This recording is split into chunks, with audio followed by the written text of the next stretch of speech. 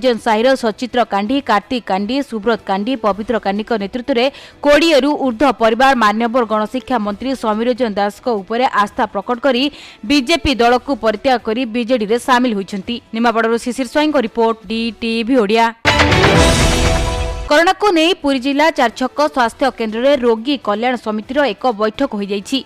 कोविड-19 को दृष्टि रखी निज निज मध्य सामाजिक दूरता और मास्क पिंधि बैठक में राज्य विद्यालय और गणशिक्षा मंत्री समीर रंजन दास, निमापड़ा तहसीलदार चंद्रकांत मल्लिक, चारछक गोष्ठी स्वास्थ्य केन्द्र भारप्राप्त अफिसर प्रदीप कुमार सामंतराय समेत चारछक अंचल में थिबा पंचायत प्रतिनिधि और रोगी कल्याण समितिर समस्त सभ्य माने जोग देथिले।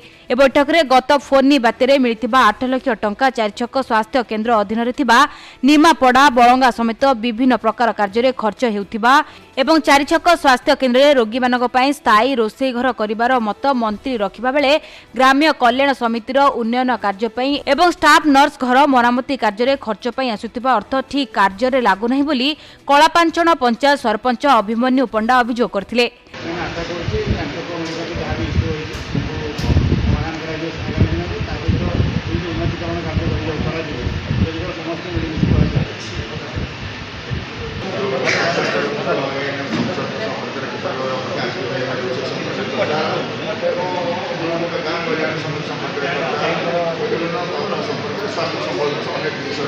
निमापड़ारू शिशिर स्वाईं को रिपोर्ट, DTV ओडिया।